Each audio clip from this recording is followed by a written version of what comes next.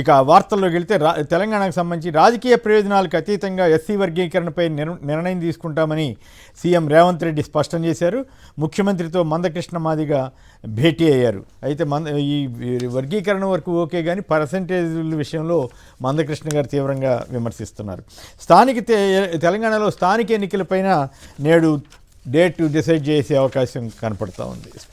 అలాగే ఇక ఏపీకి వెళ్తే పోలీసులకు మా ఆదేశాలంటే గౌరవం లేదు, మేము అడిగినప్పుడే సీసీటీవీ ఫుటేజ్ ఎలా మాయమైపోతోంది, మిస్టీరియస్గా కనిపించకుండా పోతోందని హైకోర్టు ఆగ్రహం. ఏపీలో రెడ్ బుక్ రాజ్యాంగాన్ని హైకోర్టు వారు గుర్తించినందుకు మనంతా సంతోషపడాలి, వారికి ధన్యవాదాలు కూడా చెప్పాలి. అలాగే పరిశ్రమలు మూతపడుతున్నాయి, మంత్రుల కార్యదర్శుల సమావేశంలో ముఖ్యమంత్రి చంద్రబాబు వ్యాఖ్య. ఏమిటి రోజుకో రకంగా చంద్రబాబు గారు ఏపీకి లాభం చేస్తున్నారా నష్టం చేస్తున్నారా? ఒకరోజేమో బ్యాంకులాళ్ళు ఈ రాష్ట్రంలో గత ప్రభుత్వంలో జరిగిన అక్రమాల వివరాలు బ్యాంకులాళ్ళు కూడా ఇవ్వాలంట అని అడుగుతున్నారు. ఇప్పుడు అధికారులను ఏమో పనిచేయట్లేదని పనిచేస్తున్నారని ఈ రకంగా ఉంది. వీటన్నిటి మీద మనం చర్చలోకి వెళ్దాం. కిరణ్పై కేసేది, బాధితురాలి ఫిర్యాదును పట్టించుకొని పోలీసులు, అన్ని ఆధారాలు సమర్పించిన బాధితురాలికి న్యాయం జరిగిన వైనం, పైగా ఉల్టా కేసుతో బాధితురాలి అరెస్ట్.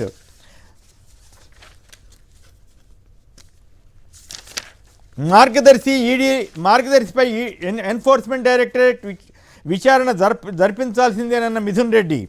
సమస్యలపై మాట్లాడుతుంటే వ్యక్తిగత దోషణలు చేస్తున్నారని అన్న వైసీపీ ఎంపీలు. చంద్రబాబు పవన్ ఆలోచనలోనే కల్తీ కొవ్వు ఉందన్న భూమన కరుణాకర్ రెడ్డి. బాబు స్వార్థం కోసం వెంకటేశ్వర స్వామిని వాడుకోవడం దుర్మార్గమని వ్యాఖ్య.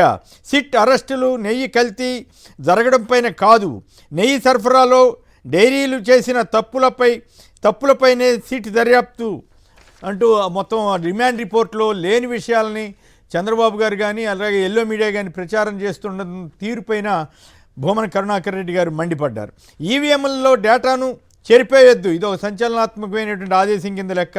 ఏపీలో ఇప్పటికే అనేక వీవీప్యాట్ స్లిప్లు వీటన్నింటినీ ఎత్తేసిన నేపథ్యంలో సుప్రీంకోర్టు ఈ విషయం మీద ఎన్నికల గుర్తుల లోడింగ్ యూనిట్ని తనిఖీ చేయాల్సి ఉంది. ఈ విషయంలో 15 రోజుల్లోపు మీ వాదన స్పందన తెలపండి అని ఈసీని కోరింది.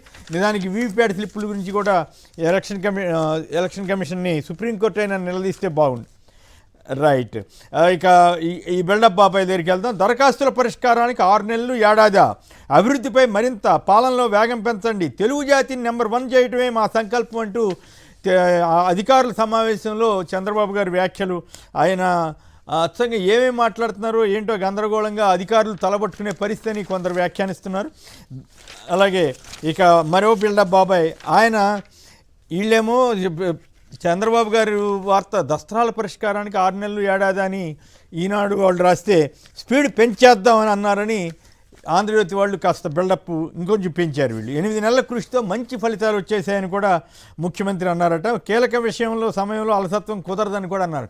నిన్న ఇదే ఆంధ్రజ్యోతి రాసింది, అసలు అధ్వానంగా ఉంది పాలన, కార్యదర్శులు పనిచేయట్లేదు, ప్రభుత్వం పనిచేయట్లేదని. ఇవాళేమో బ్రహ్మాండంగా ఉందని అన్నారని వీళ్ళు కూడా కితాబిచ్చారు. అదానికి ట్రంప్ అండంట వీళ్ళు రాయటం. అదానీ కేసులో ట్రంప్ పూర్తిగా అక్కడ చట్టాన్నే వెనక్కి తీసుకున్నారు, ఈ చట్టాన్ని దుర్వినియోగం చేస్తున్నారని చెప్పి.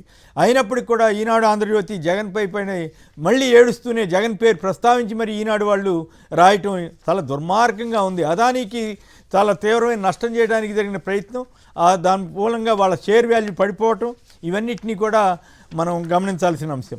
నెయ్యి కల్తీలో ఇంటి దొంగలంటూ మెల్లగా నెయ్యి కల్తీ అంటున్నారు తప్ప జంతుకోవు కల్తీ అని రాయట్లేదండి ఈ బిల్డప్ బాబాయిలు ఆంధ్రజ్యోతి కానీ ఈనాడు.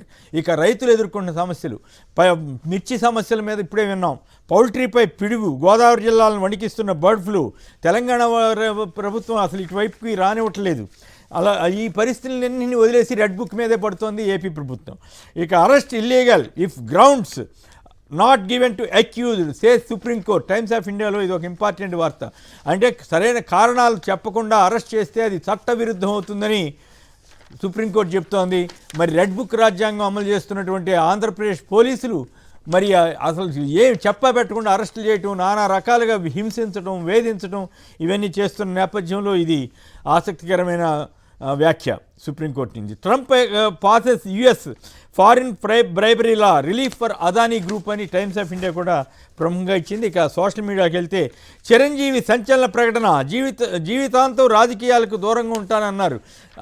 మొన్న లైలా సినిమాలో ఆయన అనవసరంగా జై సేన అంటాం, ఆ పృథ్వీ అన్న ఆయన ఇంకంతకంటే పిచ్చి పిచ్చిగా మాట్లాడటం, ఈ నేపథ్యంలో సోషల్ మీడియాలో విపరీతమైనటువంటి ట్రోలింగ్స్ రావటం, వైఎస్ఆర్ కాంగ్రెస్ సంబంధించిన సోషల్ మీడియా అభిమానులంతా కూడా విపరీతంగా విరుచుకుపడిన నేపథ్యంలో ఇప్పుడు గొంతు సవరించుకున్నట్లుగా ఉంది చిరంజీవి గారు.